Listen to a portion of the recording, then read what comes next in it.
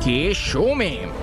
PTI दौरे हुकूमत बाअसर सरमायादारों को $3 अरब के बिला सूद कर्जे।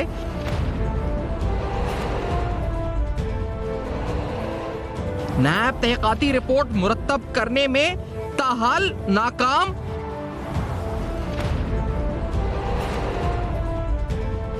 पब्लिक अकाउंट्स कमेटी ने 8 अगस्त तक नैब से हतमी रिपोर्ट तलब कर ली।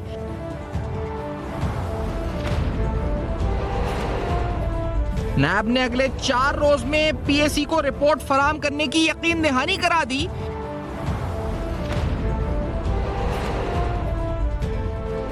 एफबीआर कस्टम्स में $5 अरब की माली बेज़ाब्तिगियों का इंकिशाफ। अस्सलाम वालेकुम। बस पर्दा हक़ाइक़ सनसनीखेज़ इंकिशाफ़ात प्रोग्राम बेनकाब में हूँ आपके साथ Safan Khan. TERF financing facility PTI दौरे हुकूमत में $3 अरब के कर्जे किस तरह दिए गए, क्यों दिए गए, किस मैकेनिज्म के तहत दिए गए, किन नामों को दिए गए और सारे अहम सवालात इससे जुड़े, क्या इनका एहतसाब होगा या नहीं होगा। पब्लिक अकाउंट्स कमेटी का इजलास हुआ है, उस इजलास में नैब ने कहा है कि कुछ दिन के अंदर एक बार फिर यानी नैब अपनी रिपोर्ट, एक और डेडलाइन दी है रिपोर्ट पेश करने की। कायमा कमेटी खजाना का इजलास भी कल तवक्कुआत जिसमें है कि बताया जाएगा कि किस मैकेनिज्म के तहत और किन को ये कर्जाजात दिए गए, क्योंकि वहां से जो हुकूमती अरकान थे उन्होंने वॉकआउट भी किया था।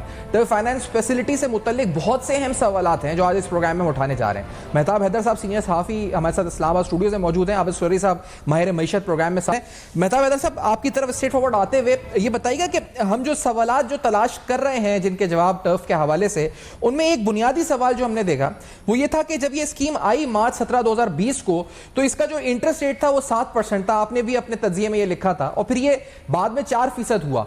ऐसा क्यों हुआ? फिर दूसरा अहम सवाल ये कि जब ये कर्ज फैसिलिटी आई थी तो कहा गया था कि it is for new projects या न्यू इन्वेस्टमेंट्स। बाद में ये भी 2 माह बाद चेंज हो गया था। ये क्यों हुआ था? किसने करवाया था? क्यों रीअसेस हुआ था? क्या इन सवालों के जवाब हमें मिल सकेंगे मेहताब हैदर साहब? जी बिस्मिल्लाहिर्रहमानिर्रहीम। देखें, बुनियादी तौर पे ये जब कोविड आया जी तो आईएमएफ का जो LOI है, चूँकि आईएमएफ ने एक रैपिड फाइनेंसिंग इंस्ट्रूमेंट के तहत हुकूमत पाकिस्तान को $1.4 बिलियन दिए थे। उनके तहत पाकिस्तान ने ये साइन करके दिया था कि एक स्कीम जो है वो लाई जाएगी जो बेसिकली मैन्युफैक्चरिंग सेक्टर को, जिसमें स्मॉल एंड मीडियम एंटरप्राइजेस भी हैं, और इसके अलावा जो लोग इससे बेरोज़गार हुए हैं उनके लिए भी ये स्कीम जो है वो मुतारिफ करवाई जाएगी। पहले जब इस स्कीम का नोटिफिकेशन हुआ तो इसका जो इंटरेस्ट रेट रखा गया था वो 7% हुआ, फिर उसको कम करके 4% किया गया, और उसके बाद बेसिकली जो आईएमएफ के साथ एग्री किया हुआ था कि कुछ 60 to 70 बिलियन रुपीस का था, उसके 78 था मेरे ख्याल में जी, कि ये इतने पैसे जो है वो डिसबर्स किए जाएंगे फॉर मैन्युफैक्चरिंग। उस लिमिट को भी एक्सीड किया गया और तकरीबन कोई $3 बिलियन के लगभग वो पैसे जो पाकिस्तान का अमीर तरीन मैन्युफैक्चरर्स हैं, बड़े बड़े लोग हैं जी, उनके अंदर तकसीम किए गए। और मैं आपको ये भी बता दूं कि अभी देखें वो रिपोर्ट सामने आनी है। आप देखिएगा कि जब वो रिपोर्ट सामने आएगी तो 5 से 7 बल्कि अगर 10 बड़े जो सेक्टर्स के लोग हैं उनको कम से कम 100 से 150 अरब रुपए के कर्जे जो है वो इंतहाई कम मार्कअप पर जो है वो दिए गए। तो बेसिकली इसके अंदर जो देखने वाली चीजें हैं, एक तो ये है कि ये मैं आपको बताऊं, पहले ये था कि ये नए प्रोजेक्ट्स के लिए इस्तेमाल होंगे, नई इन्वेस्टमेंट के लिए। एक बात ऐसे बताइएगा, लेकिन ये फिर लेटर ऑफ इंटेंट है बीएमआर को जी सर, इसमें लेटर ऑफ इंटेंट का आपने जिक्र किया, तो इसका मतलब बीएमआर को भी इसके अंदर शामिल किया गया, जो मैं समझता हूं ये भी देखने की जरूरत है। मेहताब हैदर साहब, आईएमएफ के लेटर ऑफ इंटेंट की भी खिलाफवर्जी की गई। बिल्कुल, आईएमएफ का जो लेटर ऑफ इंटेंट है जी, उसके अंदर जो चीजें लिखी हुई थी उनको भी ब्रीच किया गया। लेकिन मेरा सवाल इससे भी आगे है, ये जो बीएमआर को शामिल किया, बीएमआर जो है ना पाकिस्तान में एक बड़ा ही कंट्रोवर्शियल, चूंकि वजह ये है कि ये जो आप बैलेंसिंग और मॉडर्नाइजेशन के नाम पे आप हुकूमतों से रीफाइनेंस या जितनी भी स्कीम्स लेते रहे हैं पहले भी, क्या वो पाकिस्तान में एक्चुअली ये मैन्युफैक्चरिंग सेक्टर की इंस्टॉलेशंस के लिए ये पैसे इस्तेमाल हुए हैं? चूंकि कुछ रिपोर्ट्स इस तरह की भी हैं कि ये हालांकि एलसी के अगेंस्ट जो है वो ये सारी फाइनेंसिंग थी, लेकिन ये फाइनेंसिंग ले ली गई पेपर्स पे और उसको ना तो जो ग्रीन प्रोजेक्ट्स थे उनके लिए इस्तेमाल किया गया और ना ही बीएमआर के लिए इस्तेमाल किया गया। तो ये सारे एस्पेक्ट हैं जिनको देखने की जरूरत है। और एक और बड़ी इंपॉर्टेंट बात है, देखें पाकिस्तान में हमें जो सबसे ज्यादा जॉब जो मुहैया कर रहा है वो पाकिस्तान का एसएमई सेक्टर है। तो एसएमई सेक्टर के लिए इस तरह की स्कीम्स क्यों नहीं लाई जाती? ये सिर्फ बड़े बड़े मैन्युफैक्चरर्स के लिए इस तरह की स्कीम क्यों मुतारिफ करवाई जाती हैं? मैं मानता हूं कि उस टाइम एक अनयूजुअल सूरत हाल थी, लेकिन रीफाइनेंस की जितनी स्कीम्स हैं पाकिस्तान के अंदर, उनमें सबसे बड़े बेनिफिशरीज ये बड़े बड़े मैन्युफैक्चरर्स, चाहे वो टेक्सटाइल के हों, चाहे कुछ और सेक्टर्स बैंकिंग सेक्टर के हों या किसी और सेक्टर के हों, सिर्फ उन्हीं को जो है वो फवायद पहुंचाए जाते हैं। और एसएमई सेक्टर जो कि मैं समझता हूं किसी भी इकॉनमी की बैकबोन है, उसके लिए कोई पैसे इस्तेमाल नहीं किए जाते। वाई? सही, ये बहुत बड़ा सवाल है। अच्छा, आपने जो बीएमआर का जिक्र किया, बैलेंसिंग मॉडर्नाइजेशन एंड रिप्लेसमेंट, पहले ये कहा गया कि जो ओरिजिनल इसका फॉर्म था उसके मुताबिक this was only for new projects, और उसके बाद जो इसमें infamous BMR balancing modernisation and replacement financing भी डाल दी गई।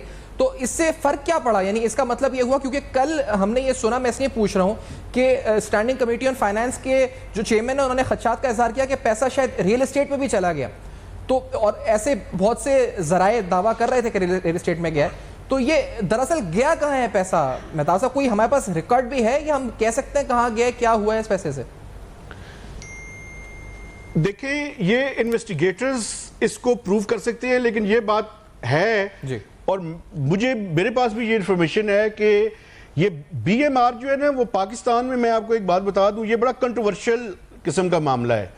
चूंकि ये इनके पास बैलेंस शीट भी होती है, इनके पास एसेट्स भी मैनेज कर सकते हैं, बैंक्स भी इन्हीं के पास हैं, और ये जो लोगों की तादाद है, ये क्यों हम पाकिस्तान के कोई 2, 4, 5 हज़ार लोगों की बात नहीं कर रहे, हम सिर्फ 600-650 लोगों की बात कर रहे हैं जिन तक ये पैसे जो है वो पहुंचे हैं। अब देखना ये है कि अगर वाकई वो बीएमआर के लिए इस्तेमाल हुए हैं या वो पैसे रियल स्टेट के अंदर गए हैं। अगर वो रियल स्टेट के अंदर गए हैं तो फिर तो ये सीधा सीधा नैब का केस वाकई बनता है। अच्छा, बनता है। आबिद सुरैया साहब, ये बड़ा इंपॉर्टेंट सवाल है जो मेहताब साहब ने उठाया है कि एसएमई जो मेन जॉब जनरेट करते हैं उधर पैसा क्यों नहीं गया। आप पाकिस्तान की फाइनेंस और इकोनॉमिक हिस्ट्री पर अगर नजर रखते हुए आबिद सुरैया साहब ये फरमा सकते हैं, बता सकते हैं कि क्या कभी इतनी रिलैक्सेशन और इस तरह से policy changes with in months हुए हो फॉर एनी एसएमई इंटरप्राइज? इतने ज्यादा मरार एकदम 7% से 4%, और फिर उसके बाद बीएमआर फाइनेंसिंग, पहले कहा गया इनिशियल इन्वेस्टमेंट, तो ये चेंजेस जो हुई है, कभी एसएमईज के लिए इतनी मराद देते हैं बैंक्स पाकिस्तान में? ये कैपिटलिस्ट को ही दिए जाती हैं, इन्फ्लुएंस को? ये आबिद सुरैया साहब जी, सफियान, दोनों चीज़ें आपकी दुरुस्त हैं। जो टर्फ है, जाहिर है कि बहुत अनयूजुअल वो हालात में इंट्रोड्यूस करवाए गए, और ना सिर्फ पाकिस्तान में बल्कि पूरी दुनिया में इंसेंटिव पैकेजेस जो थे वो ऑफर हुए ट्रिलियंस ऑफ डॉलर्स के, और चूंकि इसका कोई प्रेसिडेंस मौजूद नहीं है तो जाहिर है कि इसमें बहुत से इफ्स एंड बट्स और बहुत से सवाल जो हैं जेन्युइन सवाल इसमें उठेंगे और उठ रहे हैं। एसएमईज की जो बात है तो एसटीपीआई की आप उस जमाने की कोविड की हमारी रिसर्च देखें, जिसपे कि हमने बड़ा स्पेसिफिकली ये पॉइंट आउट किया था। यानी मुझे इस चीज़ से कोई वो एतराज़ नहीं कि आप लार्ज इंडस्ट्री को सपोर्ट ना करें, पूरी दुनिया में किया जा रहा था, लेकिन हमारा जो एतराज़ था वो ये था कि एट पार जो एसएमईज हैं, जो आपके बाकी सप्लाई चेन में इंस्ट्रूमेंटल रोल प्ले करते हैं, उनको भी उसी तरह की मराद जो है वो दी जाएं। अब उस पर जो सवाल आया था वो ये था कि जी चूंकि ये अनडॉक्यूमेंटेड है, इनका फॉर्मल सेक्टर में कोई एंट्री नहीं है, इनके एग्जिस्टेंस का पता नहीं, तो कैसे इनको बेनिफिशरीज को आइडेंटिफाई किया जाए, जबकि जो फॉर्मल सेक्टर में बड़ी इंडस्ट्रीज हैं उनको आप एक क्राइटेरिया के मुताबिक आइडेंटिफाई कर सकते हैं कि उनके नंबर ऑफ एम्प्लॉयज़ कितने होंगे, उनके टैक्स जो है वो कितना जा रहा है, उनकी बैलेंस शीट्स है, उनके पास बैंक बैलेंस जो टर्नओवर है वो कितना है। तो जो उस वक्त प्रैक्टिकल क्वेश्चन जो रेस किया जाता था इम्प्लीमेंटर्स की जानिब से वो यही था कि जी SMEs को इसलिए हम कोई मुराद नहीं दे सकते या उनको रिलीफ प्रोवाइड नहीं कर सकते कि वो डॉक्यूमेंटेड इकॉनमी का हिस्सा नहीं है, वो फॉर्मल इकॉनमी का हिस्सा नहीं है और उनको पहचानना मुश्किल हो जाएगा। उस पर जो हमारा जो थी रिकमेंडेशन वो ये थी कि आप प्रॉक्सी इंडिकेटर्स के जरिए आइडेंटिफाई कर सकते हैं। मेरा अगर बिजली का बिल जो है कहीं पे मैंने छोटा सा यूनिट जो है वो लगा रखा है कोई भी चीज़ सप्लाई करने का, तो मेरा गैस का बिल, मेरा बिजली का बिल, मेरे जो बाकी यूटिलिटीज़ हैं, आप उनको देख के असेस कर सकते हैं कि मैं किस सप्लाई चेन का हिस्सा हूँ और आया मेरी क्रेडिबिलिटी जो है, क्रेडिट वर्दीनेस वो इतनी बनती है कि नहीं कि मुझे किसी रिलीफ का हिस्सा बनाया जा सके। तो आपके सवाल की तरफ वापस आते हुए कि डेफिनेटली इस पे चूँकि ये it was one of its kind relief, 100 साल हिस्ट्री में पहली दफ़ा ऐसा हो रहा था कि तमाम दुनिया में इंसेंटिव बांटे जा रहे थे फिस्कल स्टिमुलस के नाम पे, और तकरीबन हर जगह पे इसी तरह की जो थी इनइक्वालिटीज़ वो देखने को मिली यहाँ पे कि ये बहुत ज़्यादा डिस्टिंक्शन है फॉर्मल और इनफॉर्मल सेक्टर में। और पाकिस्तान में चूँकि SMEs ज़्यादा इनफॉर्मल सेक्टर में आती हैं तो जाहिर है कि यहाँ पे ज़्यादा लॉस में रही, लेकिन ये कोई एक्सक्यूज़ नहीं होना चाहिए कि आप एक बड़ी जो प्लेयर्स हैं उनको तो हर तरह हमने ये भी देखा कि हेल्थ के नाम पर भी जो पैसे दिए गए हॉस्पिटल्स को एक्सपेंशन करने के लिए फॉर कोविड रिलेटेड जो एक्सपेंशन थी उसको भी बहुत से कैपिटलिस्ट ने फायदा उठाकर फाइनेंसिंग अवेल करी, और हमने फिर उन हॉस्पिटल्स के नोट्स में जाकर देखा तो वो इन्वेस्टमेंट भी यूटिलाइज उस मकसद के लिए नहीं हुई। इस पर मैं काम भी करें स्टोरी पे, लेकिन एक ब्रेक का कहा जा रहा है। मैं मेहताब साहब साथ मौजूद है, ब्रेक के बाद वापस आते हैं। नाज़रीन हमारे साथ रहिए।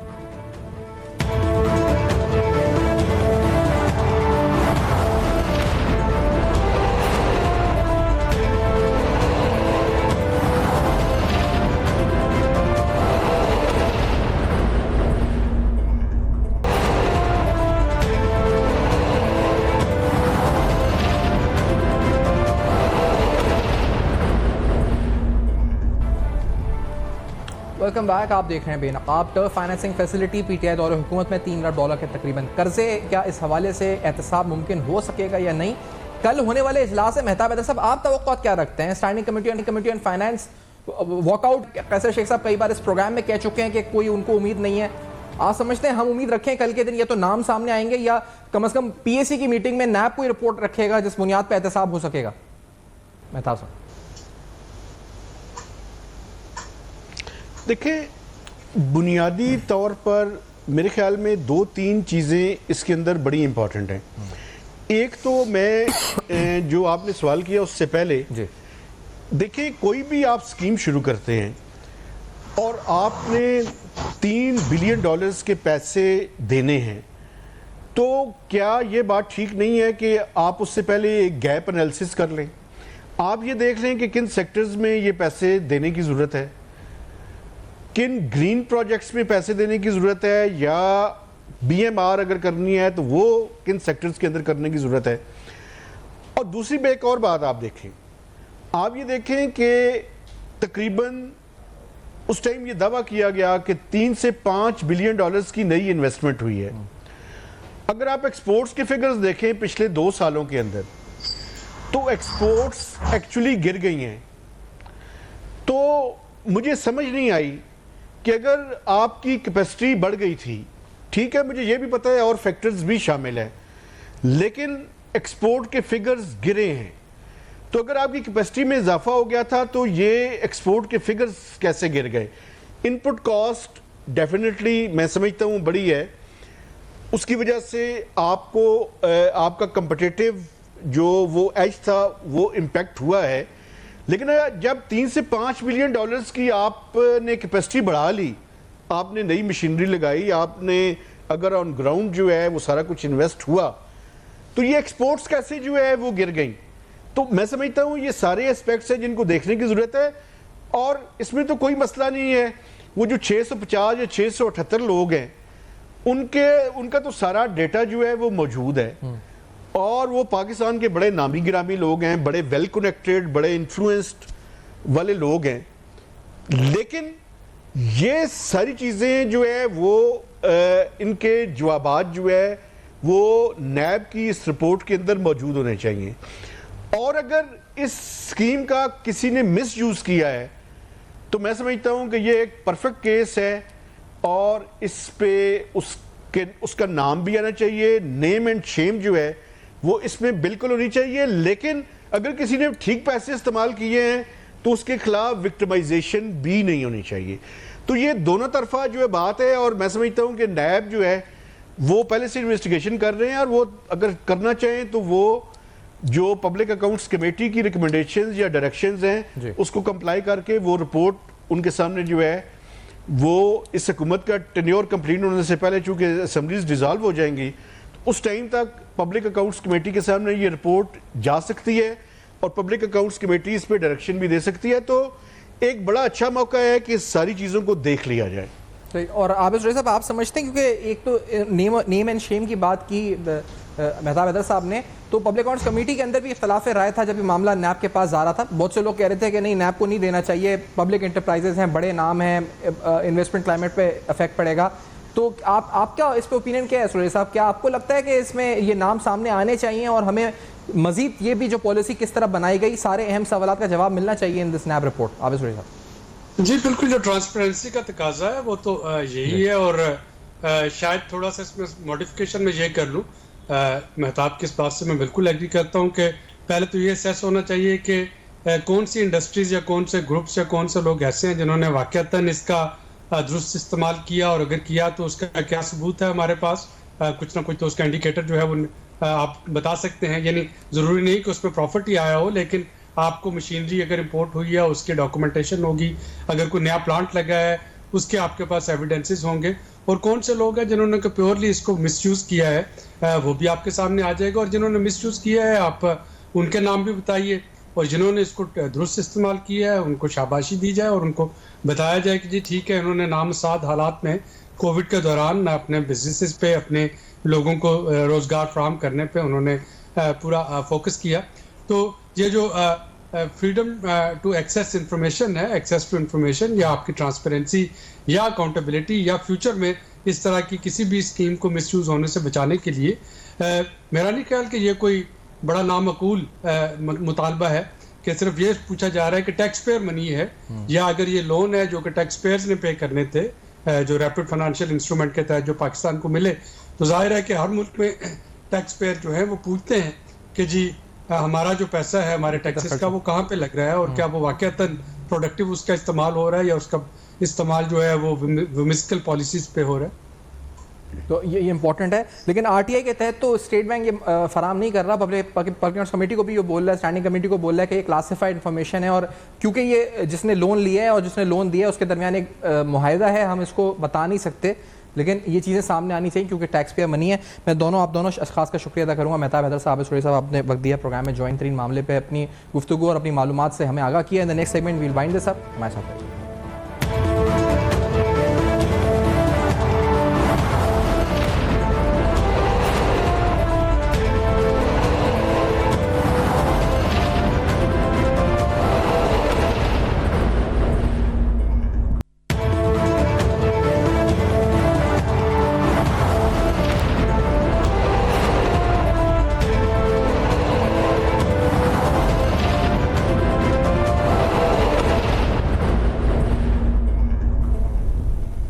Welcome back. आप देख रहे हैं बेनकाब। आज अहम तरीन मालूमात आपके सामने रखी। टर्फ फाइनेंस फैसिलिटी ओरिजिनली क्या थी, किस तरह अमेंड हुई, क्यों अमेंड हुई, सब में अहम सवाल, और आखिरकार नैब जब कह रहा है कि अपनी रिपोर्ट देगा पीएससी में, उस रिपोर्ट से हम तवक्कात क्या रखें, ये सारे अहम सवाल आपके सामने रखे और जवाब हासिल करने की कोशिश करी। फीडबैक फेसबुक, ईमेल्स और ट्विटर पर देखते रहिएगा। अब तक अपना बहुत ख्याल रखिए।